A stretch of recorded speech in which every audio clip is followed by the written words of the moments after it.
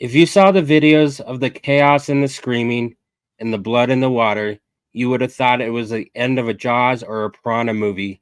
But on that day on the river, it wasn't. I'm here with Brett from the Prosecutors, and we were talking about an incident on the Apple River up in Wisconsin back in July of 2022, where three groups of people were tubing down the river and it ended with a deadly stabbing. But first, before we get into the details of the case, I wanted to talk to you about just all the different areas and terms that are thrown around in regard to self-defense. So, first one I kind of wanted to start with, and as I understand, is from Colorado, and I wanted to make sure I understand the doctrine of what it is. And Colorado has make it's actually called Make My Day Law or Make My Day Law, or it's equivalent to the Castle Doctrine. I think other states know it as the Castle Doctrine. So I think the Castle Doctrine to me is kind of like the easiest one to understand. So to me, it's the understanding is that if you're in your property or your house, it could also be like they even say like it goes to other things like a hotel room or other things or your trailer, but or in your car. That if you have a reasonable fear of somebody doing something unlawful in one of those places, then you have a right to self-defense. Whether it's a knife or most cases a gun. Is that kind of your understanding of it too? Yeah, that's basically it, and it's sort of the old as time doctrine, and it makes sense to people. It's steeped in the common law, and just this note, they call it the castle doctrine because your home is your castle, and you should feel safe in your home, and we want to both allow people to feel safe in their home and also discourage people from doing things like going into somebody's house because there's just Yeah. there's going to be a greater danger to you if you do something like that. And that really, I think 49 states have the castle doctrine. Like Vermont, there's one state that's got a very strange sort of spin on it where they don't even have the castle doctrine. It's a little unclear exactly what they have, and I think it's Vermont. But yeah, that's the one that makes the most sense, and it's the easiest. And what you don't have in that case is a duty to retreat. If someone comes into your house, you have a right to exercise, and like you said, you have a reasonable sort of fear, which typically is taken care of if someone is coming into your house unlawfully. It gets a little bit more complicated if you initially Yeah. invite them in and then something weird happens. But just put that aside. If somebody comes in your house, you don't have to run out the back door. You can defend yourself and defend your home, and you can do it with deadly force. And I think that's one thing that's important for everyone to remember when you talk about self-defense. If you have a right to self-defense, what that means is you have a right to use deadly force to repel whatever the threat is against you, which is a big deal. And I think people get confused about that sometimes because they're like, well, okay, maybe you could shoot him, but should you really kill him? And we don't really cut the bread that thin when we're talking about a situation like that where you're making split second decisions about life and death matters. Yeah, that's correct. I know in the movies they're like, well, aim for the hand or aim for the trigger, the finger on the trigger. That's just not something you can do in your own home. And there was even a case that was easy in Boulder where there was a drunk girl, unfortunately, like in the middle of the night, she came into somebody else's house and stumbled in and the intruder shot her. And because it's in the middle of the night, you can assume there's nothing happening good at 2 or 3 in the morning. But let's extend this out kind of to the property because those where it gets a little bit more confusing because when it's on your property, like outside, you only have the right to that self-defense is if you have a reasonable fear of your life. Or it also, I think in Colorado said if somebody's trying to start a fire, then you might have some chance that makes it a little bit easier. So like if somebody's just walking on your sidewalk or even someone comes to you knocking on your door to solicit or try and sell you a new vacuum, you don't have a right to shoot them on your porch, even though your property you're given more freedom or liberties on your own property, but it's not an end all be all. Correct? Right. That's exactly right. And can you hear me okay? You broke up a little bit there, but yeah, can you hear me okay? Hold on. Okay, sorry, I had to Hear, add you back to the stage.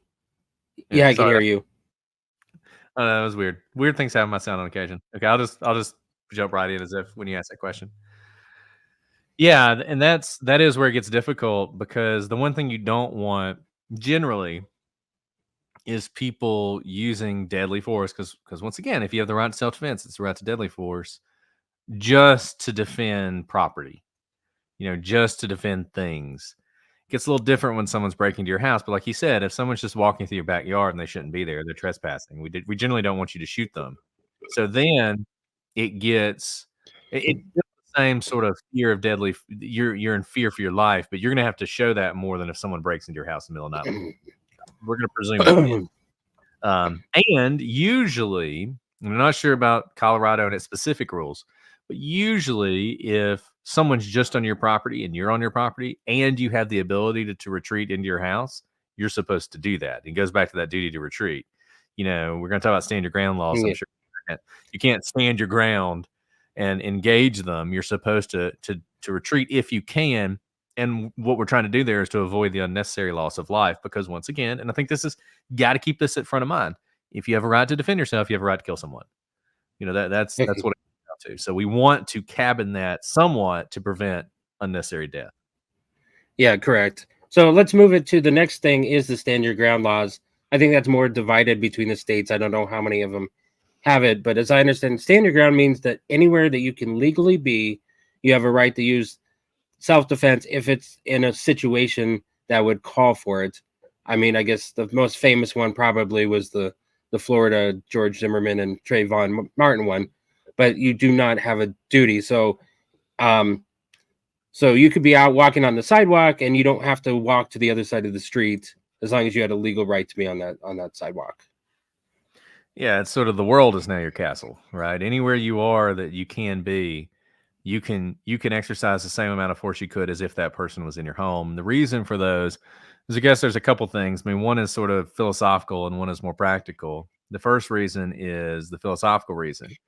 It's just the notion of, if it's someone else who's putting you in fear of your life, why do you all of a sudden have a duty to do anything? Why can't you just defend yourself? If it's incumbent upon that person not to do things that put you in fear of your life, that's the sort of philosophical reason. And then the practical reason, I think, was just, you always have a duty to defend yourself if you can't retreat. The duty to retreat is only if you can do it, and you can do it Yeah. safely without putting yourself or someone else in danger of losing their lives. Well, that is really hard to discern. When that is probably the most difficult factual thing you're going to face. We're going to see it in the case we're going to talk about today. Yeah. When exactly can you not retreat? What does that mean practically? And I think there was a general fear of people who did not put themselves in a situation where they should fear for their lives, but are now in a situation where they fear for their lives, are defending themselves. And somebody's deciding, somebody's deciding months later in an air conditioned room, well, you really should have tried to retreat there. And I think people didn't like that you could end up going to prison as if you were a common murderer, because maybe you should have retreated, maybe you could have retreated and you didn't, so we're going to find you guilty of murder. Okay, so let's go over the last one, which we kind of talked about, is the duty to retreat. I guess to me, I mean, I guess we kind of know what it means. It means that you have to make some type of precaution to leave the situation, even if you don't are required. So I guess, sometimes they give really crazy examples that said if a car is driving at you, a legal duty to retreat might be to run to the sidewalk. You can't just pull out your gun and try and shoot a guy that's coming at you. That's kind of a ridiculous one, but that's one kind of that I read. As we said, in some of those states, I'm surprised it's not California. That for example, if you're downstairs, or like if you're in the basement and you hear somebody like upstairs breaking into your house, but you have an outdoor exit from your basement, a duty to retreat would say, you, instead of trying to go force yourself on someone that's entering your house, you open the back door and go to somebody else's house and call 911. That would be the difference, correct? Yeah, and the general idea behind the duty to retreat is, we typically don't expect citizens to sort of get into gun battles with other people if we can avoid Yeah. it. If you can call the cops, you should call the cops. I think that's the rule of thumb. Okay. And when you take away the duty of retreat, then really you give people, it's like, okay, you fear for your life. You have a legitimate fear for your life. Like you said, that car's coming towards you. Well, if you have a fear for your life and a stand your ground state, it's all it's all on the table then, right? It's just totally up to you. If you want to pull out your gun and start shooting at them, and you can say, look, I mean, could I have gotten the sidewalk? Maybe. I don't know, but I feared for my life, and so I could shoot them. If there is, this is not easy stuff. Like, I think stand your ground laws have there's a lot going for them, but you see how much do you want people just deciding I'm going to end this right now, as opposed to stepping on the sidewalk if they can, or whatever the equivalent of that is. You're in a bad situation. It's going wrong. Somebody's doing something that they shouldn't do. They're starting to act kind of crazy. You're starting to be afraid. Maybe you're afraid for somebody else, and you've got a cell phone in one hand and a gun in the other. A lot of times we'd rather you just go ahead and call the police. And then maybe if it continues to escalate to a point where, even everybody would agree you have to take action, you have to take action. But that's the idea, is if it's possible to end this without a confrontation between you and someone else, which, by the way, all these hypotheticals are always presented as if there's no one else there. But as we know, half the time when people get into gunfights with each other, every bullet misses them. You'll see this in gang fights. We have two gangs shooting multiple guns, hundreds of rounds at each other. Not a single member of the gang gets shot, but like some kid asleep in their bed gets hit or whatever. You're also trying to avoid that. And so that's where that duty to retreat comes in. It's a big debate across the country and in a lot of different states about which one's more appropriate. Yeah, because I can give you one case that I remember is, I think it was like a domestic dispute. I think it was, where the two people are arguing inside. He starts throwing things at her, and she probably had a reasonable thought at that time that something might happen. But then she leaves the room, goes to the car, goes into the garage, goes to the car, and instead of like just opening the garage and driving out, she grabs the gun and goes back in and then shoots him. So, you disengage from the fight, and then you're re-engaging in the fight. And so that, to me, the duty the retreat would be to open the garage and drive out. So that was like one of the cases that would good. Okay, I guess are you ready to switch to the specific case that we're talking about? Sure, let's do it. Okay, so I just wanted to go over the facts that I understand them and see if we're on the same page for them. So there was 3 groups tubing down the river that day. The Miu group, which was I guess now known as the older group. So it was Nicolae Miu, his wife, and some friends. I think there was friends. So it was about a group of 10, I think, that were going down it. So so he ended up bringing a pocket knife because he was going to use it to cut the ropes to the tubes, or just normal things. So it wasn't. So he brought the knife with him to the tubing. They go down tubing, and then, as I understand, they ended up stopping on a sidebar, like on the river. So they had stopped and they were going to start listening to music or eat or something like that. So what I understand, and I guess maybe there's some confusion over, is one of the guys lost his cell phone in the group, and I think it had something where it was like in a bag that it could have floated. So the group was like, "Hey, I lost my phone. We were listening to music. Should I go look for it?" And one of the guys said, "Well, no, it's covered by insurance. Don't worry about it." But then Nick decided, "Hey, I'm going to go downstream and kind of look for it." So then there's a second group of college-aged boys that were like 18, or around 18 to 20, I think. There was like 8 of them. So that was the second group that we have out there. And then there was a third group, the Carlson group that they were called. It was a mixed group, some women in it, some guys in it, even some adults in it, and they were floating down the river. And I guess what they heard was the screams of help or whatever, and so they came over to get into this melee. So as I understand it, was Nick was snorkeling. Makes sense that he was using his goggles and snorkel to kind of look under the water for the cell phone or just look at what was going on underneath. The boys come up to him and they start asking him, like, "Why are you snorkeling? What are you doing here?" I guess, and he pops out probably and hears them. And I guess one of the things that the boys are saying is that he said he was looking for little girls, but I don't think that makes sense. But I guess that's what the boys and people are claiming that they heard from him, that he was. So they're like, "What? Why are you here, pedophile? Why are you here, raper?" And they start yelling and screaming at him. And then what happens is we see a video was taken by one of the guys for either TikTok or social media that he had his phone out, starts recording what happens. And what we see is Miu, he walks to the tubes of the boys, and I can't quite see what happens. He pushes one of the tubes or does something with it, and then he backs away and starts looking underwater for something. And then the boys continue to scream at him, yelling like, "Get away, get out of here," or "What are you doing here?" So he kind of starts to walk away a little bit, and then we kind of see he turns around, and that third group, that Carlson group, a couple of people come over from that group, start walking down the river to him, and what we end up seeing is like two women like right in front of him start arguing with him like right up in his face. Um, so then I guess we're not then unfortunately the video kind of like goes in the opposite direction, turns, and then we hear, I mean, we then start hearing the chaos, and when it turns back around, Nick is on the ground and in the water. He's been punched. They were hitting him, people were pushing him at that time. The one woman doesn't have her sunglasses on, and then all of a sudden we see Nick stand up, and we see, like, we don't quite see it and know it at the time, but he has his pocket knife out of it. He takes one stab into AJ that we can see in the video, and stabs him like from the belt up to the rib cage. And then so one person's injured that we see, and then another person comes and puts his hands on his back, and Nick turns around and jabs and hits, as we find out, hits him. And then we hear the screams, and we see another person and where she was cut. And then we see kind of Nick, people start screaming, saying, "Get away," and whatever.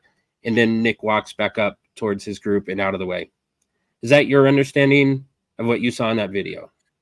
Yeah, I think that's a very good description of it. And I think if people haven't seen it and you want to have a good idea of this, it's worth watching it. What's fascinating about this case is it's a trial that's ongoing, but we can view all the evidence they're seeing, I think. And everybody's going to make their own judgments about what they think is going on. Yeah, I guess a couple of things that are kind of confusing is that 5 people ended up stabbed. One was killed, so that's why they're going after him for a first-degree murder on that one person. But the others were stabbed, and it's attempted homicide. So we really only see like 3. I think I only saw that 3 people get stabbed. I'm not sure where the other 2 are. But I mean, you see her like, I mean, you see the cut and the blood, but you never see exactly when he pulled out his knife and started cutting her. Because one of the biggest contentions that they're talking about and kids are seeing, and this is one of the kind of questions, is that he supposedly punches the woman first. So they come up, they start yelling in his face, and then he supposedly punches her, and then the kids kind of jump him after being punched. He's in the water, and then when he stands up, he pulls out his knife, or either headed his hands and pulls out his knife, and then he starts stabbing the people, and then he leaves. So that's kind of one of the biggest contentions is, did he throw that first punch? Yeah, and my understanding is, just to set the stage for those who don't know, that this is in Wisconsin, right? This is Wisconsin. Correct. And that it is a sort of standard self-defense state, duty retreat state. It is not a stand your ground state. So that has some bearing on it. Though I'll say I don't think it has much of a bearing on it, because it seems to me when he does the stabbing, I don't think he really had an ability to retreat. So I think the questions sort of there's a couple things that I think are true, regardless of what you feel about this case. Number one, I don't think he had a duty to retreat, because I think at that point he was really unable to retreat. And I think if you don't have some sort of event preceding this that would render, and we'll talk about the punch in a second, that would render him the bad guy from the beginning. If you don't have that, then I think once he starts the stabbing, if you believe at that point he feared for his life, I think it's an easy case. I think really from the point where he starts the stabbing till he ends, everything seems like a pretty standard self-defense case to me. It seems like he stabbed the people he needed to stab, and then at some point he leaves. It's not like he chases people down and stabs them, for instance. It's not the case like you were saying where you go to your car and get the gun and come back in. So, and I think, there's a couple things that I think will be interesting. Number one, he's obviously outnumbered. Number two, he is older than everyone. You have a lot of young people who are surrounding him. Number three, I think it's pretty clear that pretty much everyone involved from the other side was intoxicated, which also raises questions about what they say he said earlier on, because they have had so much to drink. I think the person who died was like a 0.2 something. Yeah, that's what I understand. And it's floating down the river. Everybody knows what you do when you float down the river. It's not an athletic endeavor. You're out there to drink. And I think something people need to remember, you're in the water. Being in the water when something like this happens, I think actually will considerably heighten your fear, because it's not just being punched, it's not being able to breathe. It's, the fear of drowning. There's all that stuff going in as well. And normal, and sorry, then, and like normal things at the bottom of rivers are rocks. So I mean, so when he gets pushed down and shoved into that water, he might have thought he hit his head. Maybe he'll say that he hit his head on the rocks and I don't know if it was pure dirt, but I mean, you hit water. Water is really hard when you hit it. Like, you think it's soft, but and that's going to play into his effect of what he says. I think it's loud. You can't hear as well with the water splashing all around you. There's all sorts of stuff going on. So I really feel like this case comes down to a few things. Well, number one, and I know it's been said that in Wisconsin they don't have manslaughter, so they couldn't charge him with manslaughter. But I'm a little confused about the charges. It's unclear to me, and you may be able to help me out on this. The charge he's charged with, at least the way it's described, sounds like an overcharge to me. I know Wisconsin has sort of analogs to manslaughter they'll often charge, like second degree murder and that kind of thing, but it almost sounds like he's charged with a higher count of murder, and I don't know if that includes all the lesser included or what. Well, that's what I was going to ask you about too, because he is charged with first degree murder, as I understand it. But I think, but then when it gets to the jury instructions, can they come back and say, well, it's all lower and lesser included of offenses, including second? I was reading, they do not have an explicit manslaughter. It's included in when they define second. It's kind of weird because they define second degree murder. Then in the instructions in it, they'll say, well, if it is manslaughter. I think that kind of gets confusing to me. I guess manslaughter is more of a common law where people just kind of know what it is without actually putting it in the statute. So, but yeah, as I understand it, is second degree is for manslaughter. The complications of the law. It's kind of like everybody always talks about Casey Anthony. She is, we've said on our case, even though you talk about her being charged with premeditated murder, she also, all the lesser includeds were included, and the jury could have found her guilty on any lesser included. And it can depend on state law, how it's charged, how the jury charge is read, what the prosecution wants to do. So that's a little confusing to me. It may be that really the whole gamut is open to them. And we'll see if the jury feels like if it wasn't self-defense, maybe it's one of those other things. And it could be one of those other things because of what you mentioned.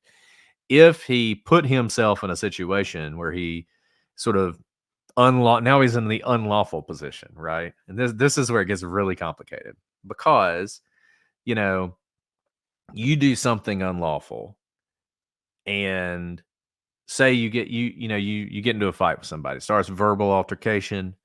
You punch them, they punch you. You're fighting like that. Then all of a sudden, the other guy pulls out a knife, a big knife, like a Crocodile Dundee knife. Yeah. Well, in a lot of instances, if you then pull out a gun and shoot him, that's okay, because it is the fight has escalated beyond how it began. It began as sort of a simple fight, but now the other person has introduced deadly force into it. And so you are still you don't just have to let him stab you to death or go to prison. Like you sort of have an ability to do it. Now, obviously, those are much harder for you because you put yourself in that position. Yeah. And all of this stuff is decided at the end of the day by juries, because self-defense, unless you're in a stand your ground state, and a lot of stand your ground states, there's actually a preliminary hearing. Yeah. A lot of times stand your ground cases never get to a jury because just as a matter of law, you had the right to stand your ground, and therefore you're not going to be convicted, or you're not even going to be tried. But in these cases, it's all factual. Self-defense is an affirmative defense. So ordinarily the defendant doesn't have to prove anything, right? It's guilty until proven innocent. The burden is entirely on the state. But in a self-defense case where you're raising that as an affirmative defense, you now have a duty to put on some evidence that, no, actually, I did fear for my life. I was in this situation innocently. I did act lawfully. And so I think that's where that question of how it all got started and what exactly happened is going to have a much bigger effect than what happened after he's in the water getting punched. Because I think if he's okay up till that point, at that point, he's okay exercising self-defense. It's only if you say, no, he can't exercise self-defense because of everything he did before that you're going to have concern with what he did after. But he didn't do. I mean, I guess the only thing that gets in the way is that first punch. That might be considered the unlawful punch because that's assault. But I guess but he didn't. I mean, it wasn't like he didn't. It wasn't robbing a bank or going into somebody's house. It was just on a. He's looking for a cell phone, and people are yelling at him and screaming at him. So, to me personally, if anybody was breaking the law, it was that group because they were to me, they were close to inciting a riot or inciting their own. I mean, those were fighting words, but they were because he's trying to walk away and they're saying, well, why are you leaving? Why get back here? I mean, normally you would consider those, as I said, fighting words. So he might have even, the punch itself might have been sort of an attempt to sort of de-escalate the situation. And that sounds weird, but the whole, like, if you're in the prison yard, find the biggest guy and pick a fight with him to show him that you're tough or whatever. Like, there's a certain extent to where you're trying to de-escalate it by showing you guys don't want to mess with me, right? Like, leave me alone. Like, some people have talked about, why did he move towards a group or whatever? Well, or why did he push the raft off and all that stuff? Well, if he's trying to basically like get them to leave and leave me alone, they've called a punch. Maybe it was more of a push or whatever. I mean, you can just imagine all sorts of circumstances where people have put you in a situation. I mean, kind of like self-defense, but not where you're escalating it up to murder, but just where you feel like I've got to take some action to de-escalate this, to get these people to leave, or it is going to get bad. He did what he did. And instead it escalated even further. And now he's, what's happening to him is happening to him. Okay. So I guess it's important to note, just real quick, it's important to note it's not what's in the head of the people who got attacked, right? Like, I think there's some people who are like, yeah, but the boys, they just saw him punch a girl. And so they thought he was doing all this stuff. And maybe they truly believed he was a pedophile and he was trying to look at young girls underwater, like all that stuff. None of that really matters. Their intentions would only matter if for some reason they had been charged with something. All that matters is what a reasonable person in his shoes would be thinking in that moment. It's like you said about that sad case where a drunk girl goes in the house. She probably thought she was in the right house, didn't realize she was in the wrong house. Someone shoots her. That is a tragedy. But the fact that her intentions were pure does not have an impact on whether or not the other person was exercising legitimate self-defense. Okay. So let's go back and talk, since we brought it up earlier, the legal duty to retreat. This is like kind of I think people are talking about it. And this is where some of the people in the chat are talking about, are kind of because so so the first part is he comes up to their raft or their tube or whatever and pushes off. We're not sure quite at that point why he did that.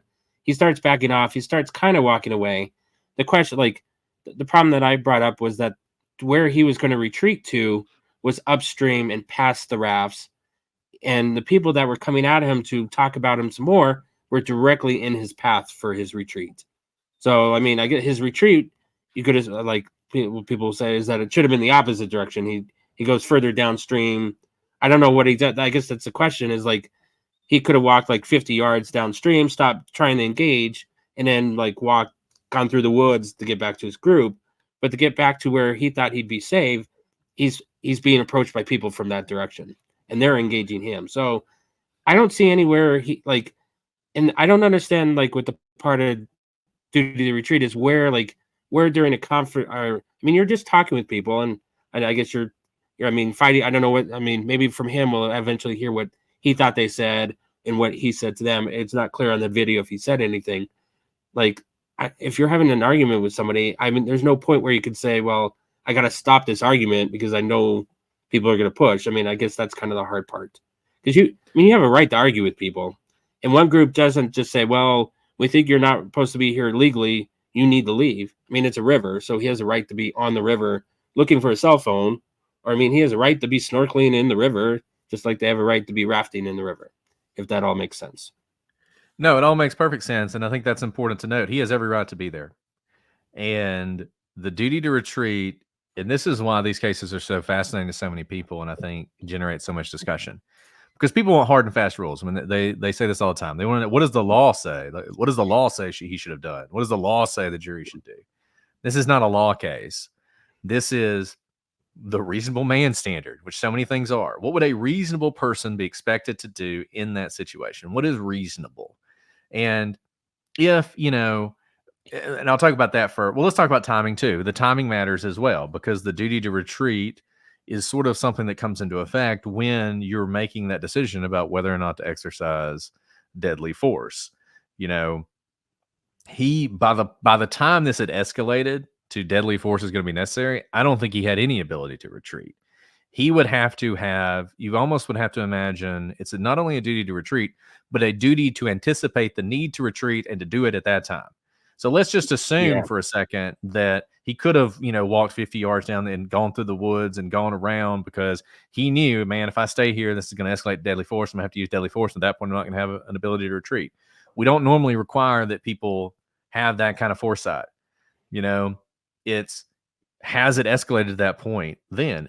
And even maybe if the point where, like, let's say they were beating on him and he managed to stumble, and he stumbles backwards, right? He stumbles backwards and they're all standing in the river, and there's some people up, further up the river, and they're all like, ready to if he comes at him, they're ready to go at him. At that point, I think if he pulls out a knife and he advances on them and starts stabbing them, you would say, look, no. At that point, it had escalated to a point where you knew deadly force might be necessary. At that point, you had a duty to retreat if possible. If at that point, walking a little bit down the river and going to the woods was a viable option, you should have exercised it. But here, I don't think it's reasonable to expect that he would have done that or thought to do that, given the situation where it was at the time. And that's something a jury is just going to have to evaluate for themselves, whether or not they do think, no, at that point, he should have anticipated this is about to escalate to this point and should have exercised that duty to retreat, or if that moment hadn't really come yet. I think that's what you're going to see when they talk about it. And you see this in a lot of cases where the prosecution can say things like, he could have just driven away. In road rage cases, sometimes you see this. Yeah. Where, two people are like having an argument and it starts to escalate, and one guy maybe, let's just be crazy. There's two guys, one truck, another truck, and the guy in the other truck reaches back and grabs his baseball bat, right, and starts to get out of his car. Well, if the other dude's in his car and he could just drive off, he should just drive off.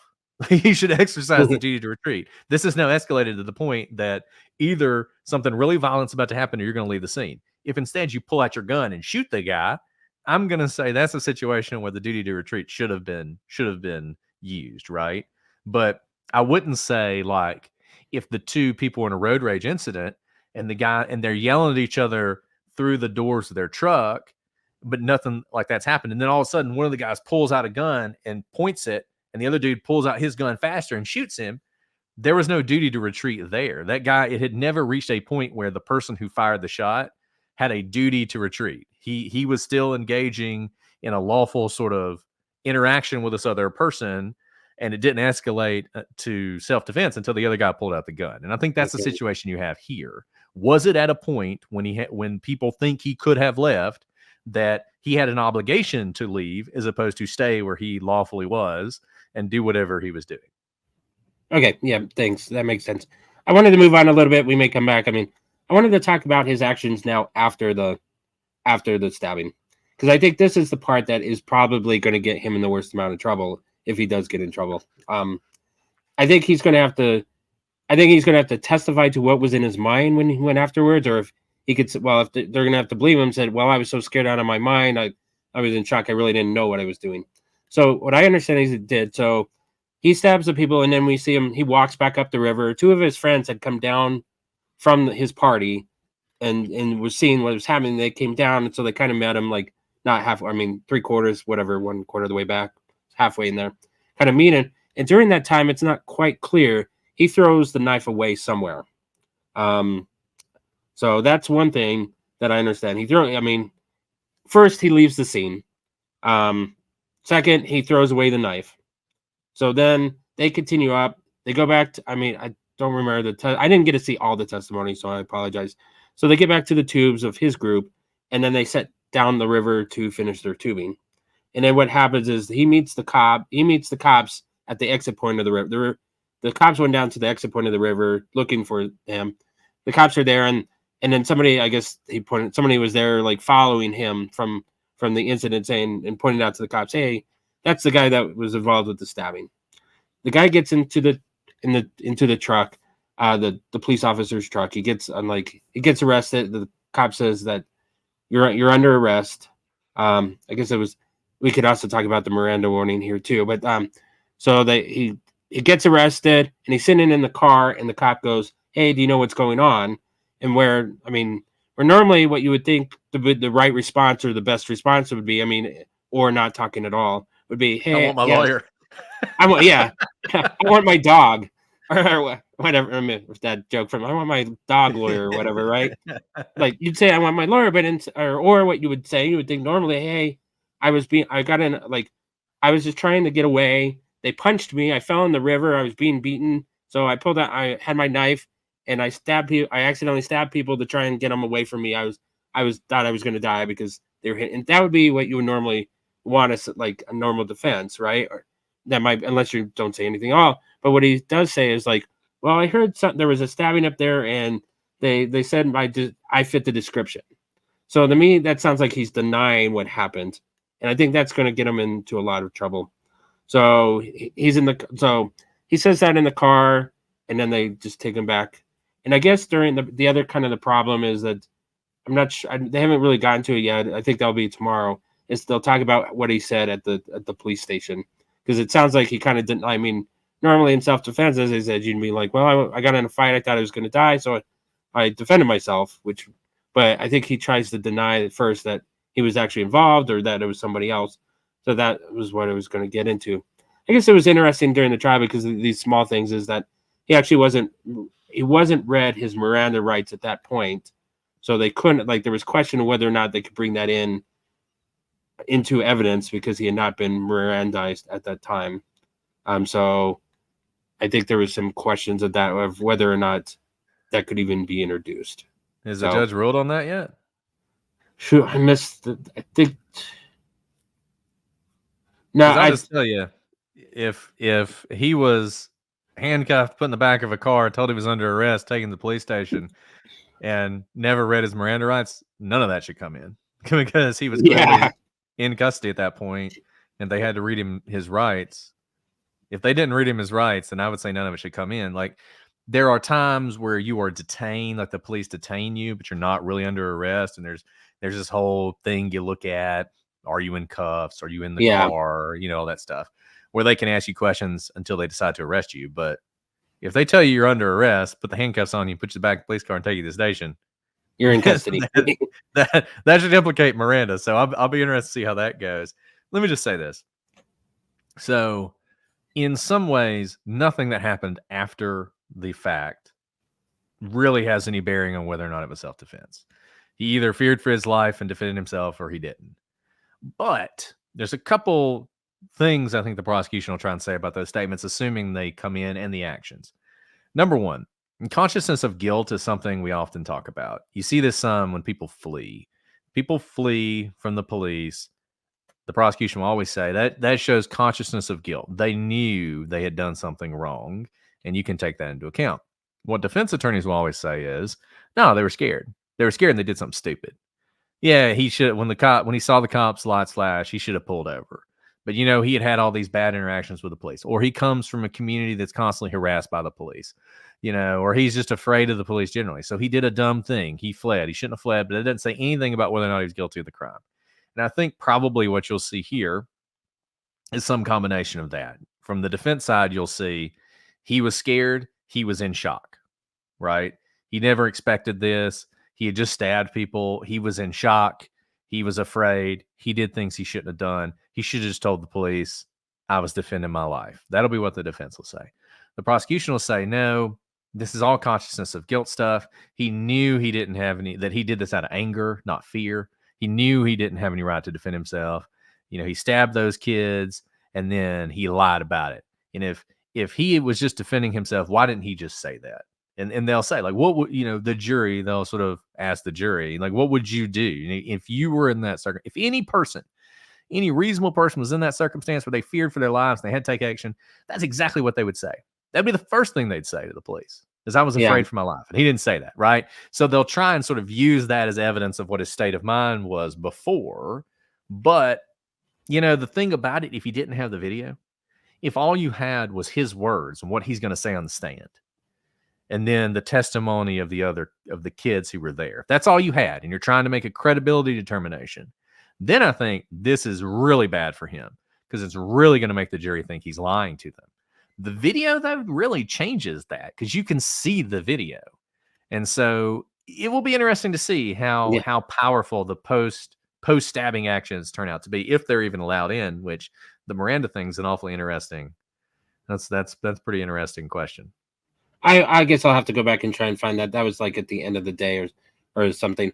So I guess so the other thing I brought up in one of the chats was that ignorance of the law, it's supposedly never an excuse. Like, you can't say, well, I didn't know murder was wrong. So, but I think it could. I wanted to ask your opinion on it. Could he say, I didn't know that self-defense was was reasonable in Wisconsin, or I didn't know. I mean, so he's like, well, I didn't know, so I'm gonna just do the opposite of saying, well, I wasn't there, when he could have said, he should have said, well, I was just defending myself. But if he doesn't know the law, could that be something he could use? And people were like, no, but I wanted your opinion. Yes, is the answer. So, and I just want to go back to the Miranda thing, because this ties into that a little bit. So you're right. Just like you have your Miranda rights and you have to be Mirandized before you say anything that'll be used against you, ordinarily, ignorance of the law is not a defense. You can't say, well, I didn't know it was illegal to walk into the bank and take the money, so I didn't realize that. Or, something like back in the day, people used to steal cable all the time, right? That's illegal. And the number of people who got some sort of misdemeanor charge and said, oh, I didn't realize that was a crime. I just thought I was, that kind of defense doesn't work. But let's start with the Miranda and then go to this. Ordinarily, your statements are suppressed, right? So let's just say you get stopped. There's a gun in the road. The police don't Mirandize you, and you say, look, man, I'm just going to tell you the truth. That's my gun. And then they arrest you and they charge you with having the gun. Maybe it's a stolen gun. Charge you with having a stolen gun. Well, in that circumstance, you don't testify. You're not offering any kind of affirmative defense. That statement probably doesn't come in, because it's just a prosecutor trying to use it. I think the things he said, let's assume that they didn't give him his Miranda warning. The things he said, I don't think the prosecution will be able to use in their case in chief. What will be interesting, though, is if he gets on the stand and starts to testify.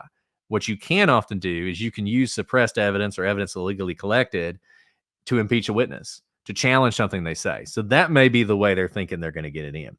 They're not getting it in so much in their case in chief, but once he sort of asserts, I feared for my life, they'll say, well, didn't you tell the officer that you didn't even know who it was, right? And so that way they might get around the Miranda thing. Same thing, the ignorance of law, but on the other side.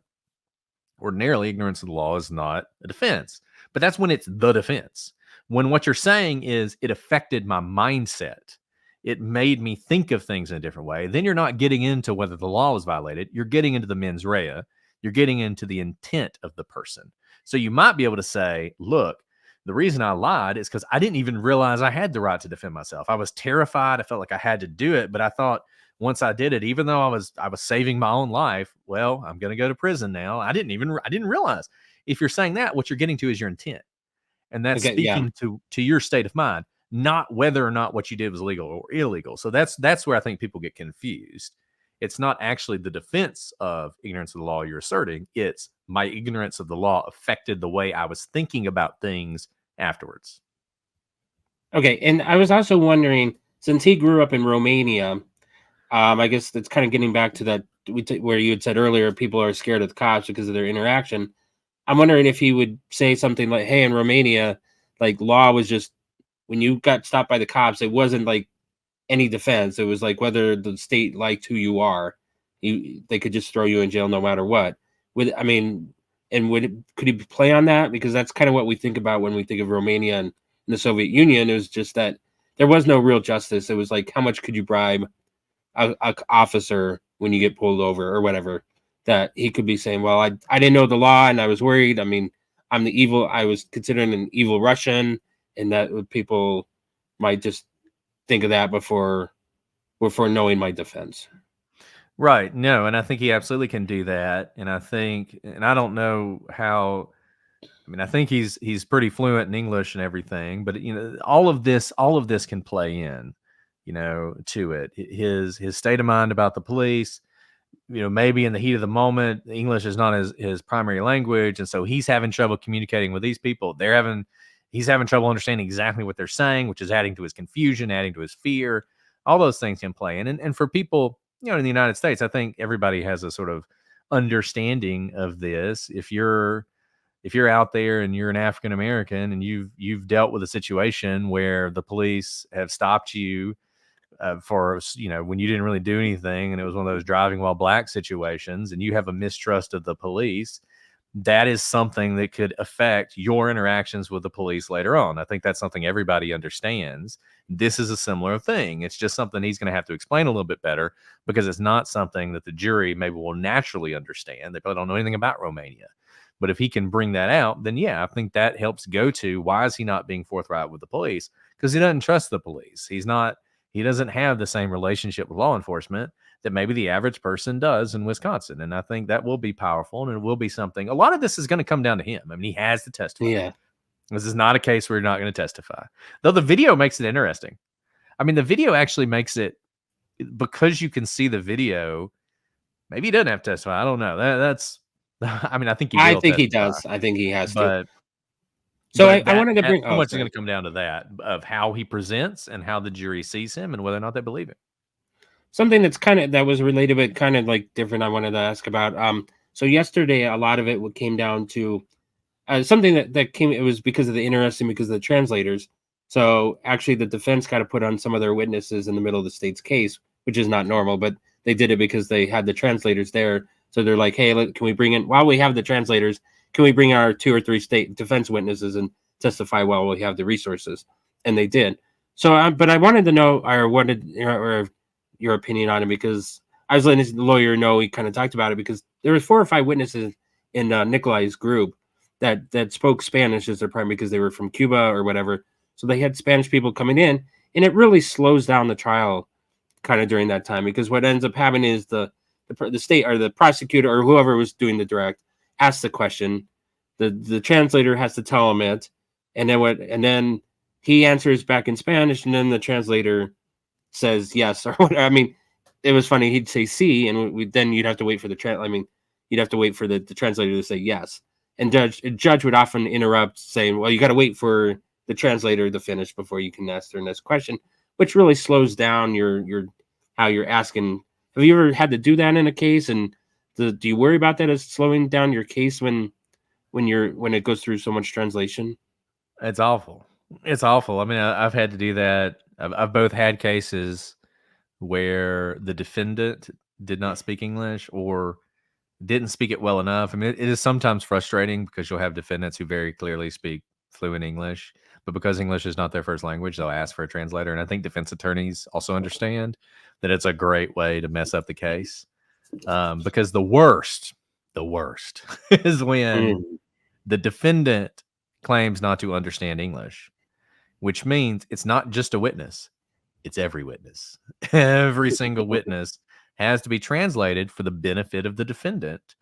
And so it's just a slog, and it totally throws off your presentation of evidence.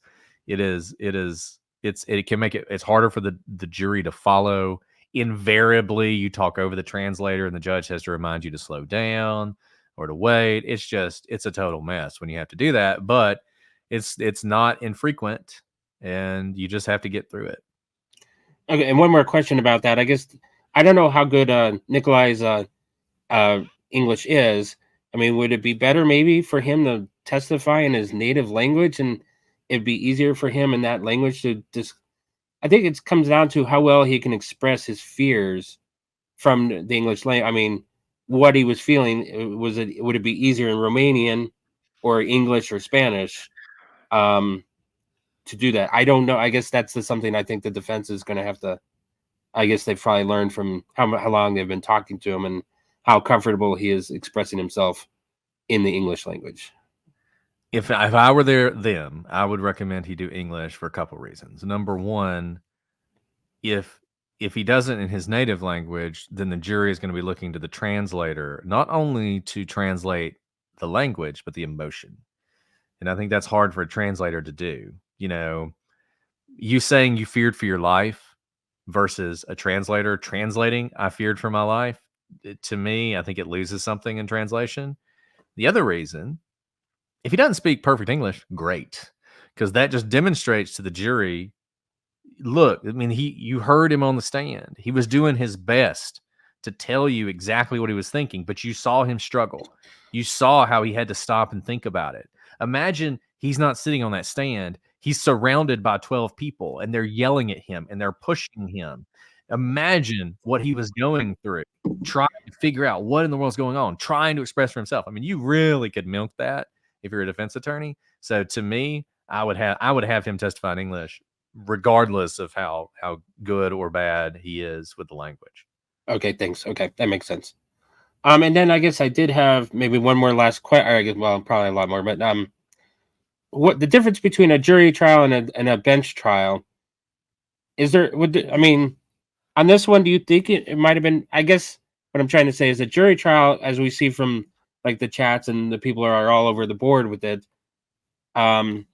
Would this maybe have been a better case to go with the bench trial on this one, or did he make the right choice going to a jury?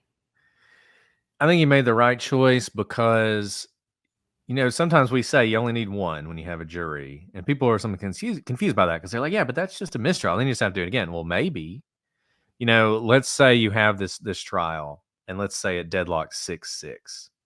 What does that tell the prosecution? We can't win this case. You know, we try this guy again. If it's 50-50 on the jury, you know, best case next time we get what, 9? You know, you're just not going to feel very comfortable. Whereas if you have a judge, obviously you only need to convince one person, but both sides only have to convince one person. And I feel like if it were a purely legal question, if there were a good sort of just legal issue where he was really strong, then I think, yeah, you want a judge to decide, because the judge is going to do a better job of, you know, of applying that legal rule. But here, because it's so fact based, I think there are going to be people. I will be shocked if there are not people on that jury who think this is self-defense. Maybe not all 12 of them, maybe not 6 of them, but it will just surprise me if the prosecution can convince 12 different people who watch that video, no, this is clearly murder.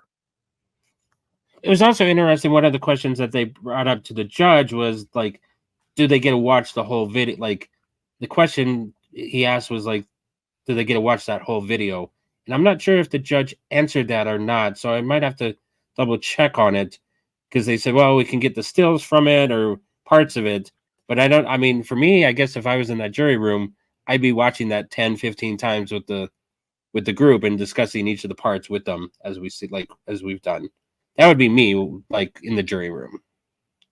So it is interesting. Ordinarily, the person who propounds the video, so the person who puts the video forward, has sort of the first cut on what to show. But the person who it's used against, the party it's used against, can ask that the entire video be played.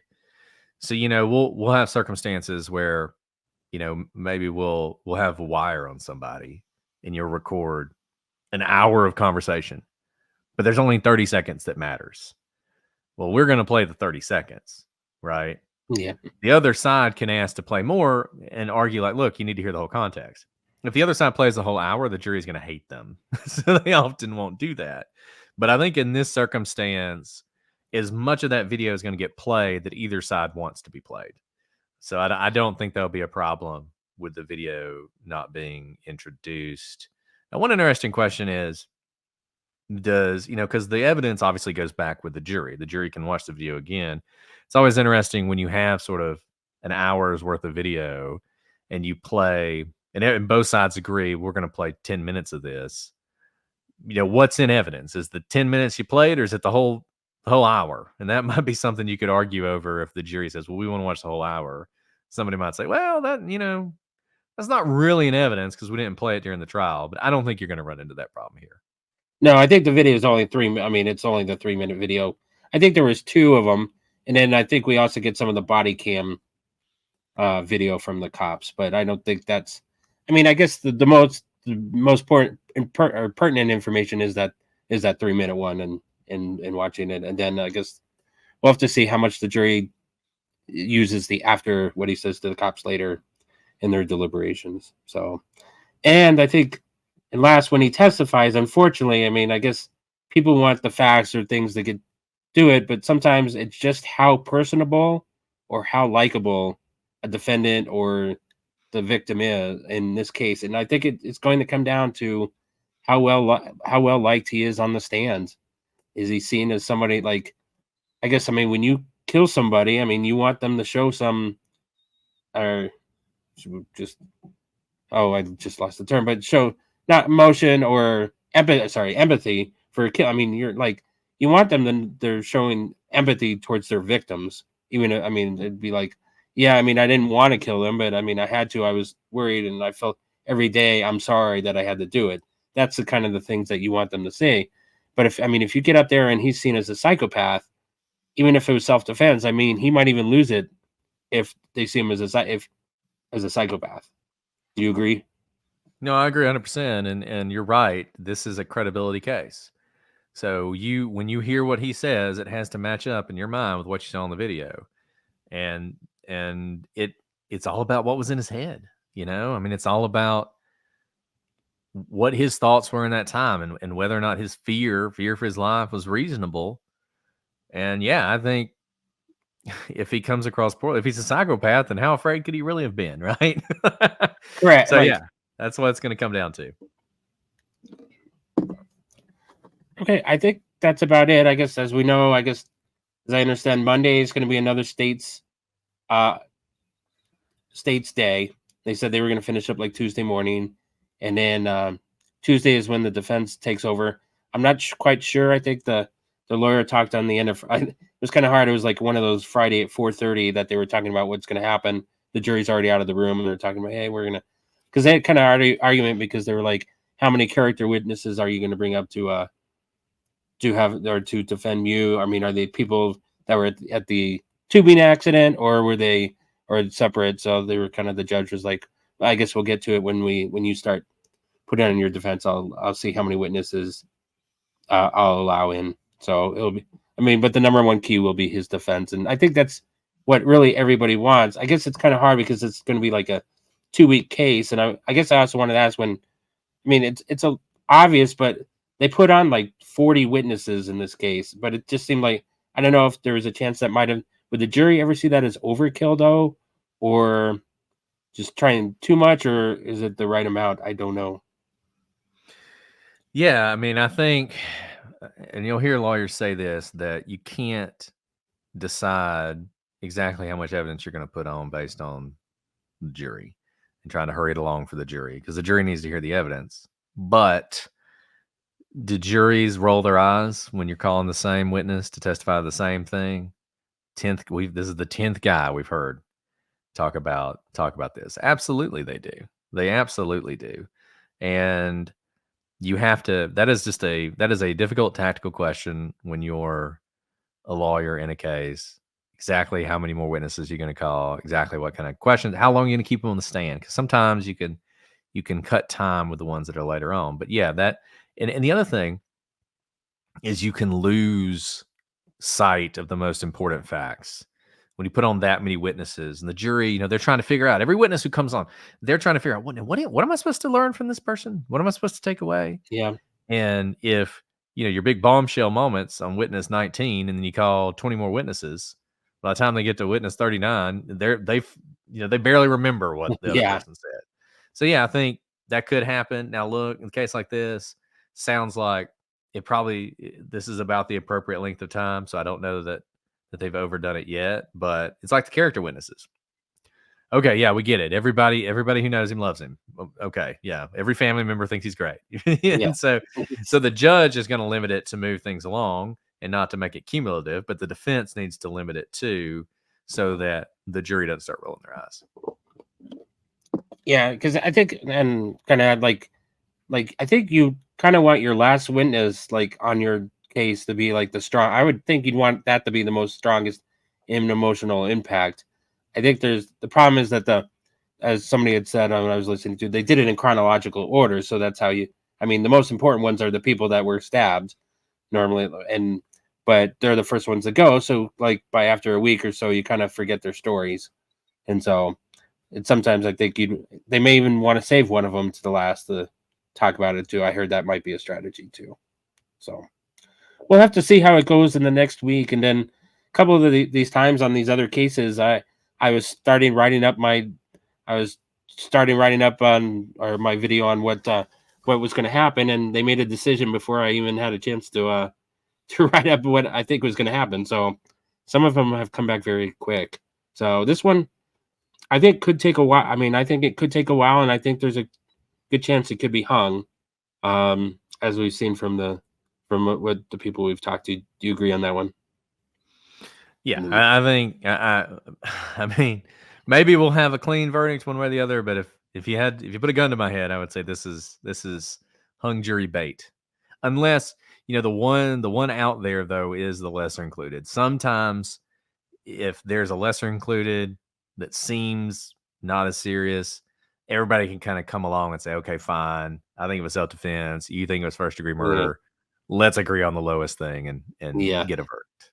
Sometimes, and the problem that I guess the jury wants to, sometimes they think about the punishment first and then try and figure out something to get through it. And they're not supposed to, because as I understand, so they can't go and say, well, we think what he should do, we think he should serve 5 to 10 years for what he did. Let's try and fit something in it to get 5 or 10 years. That's not something they're supposed to talk about, as I understand. But sometimes that's what, like when you're on the jury, like you're like, well, I think he should get 5 years in jail for this. And then how do we get there? So I don't know. I guess it'll be interesting to see what they think and how long it takes and in the makeup of the jury. I guess that's the whole problem, is like anything can happen when you throw it in the jury's hands. That's 100% right.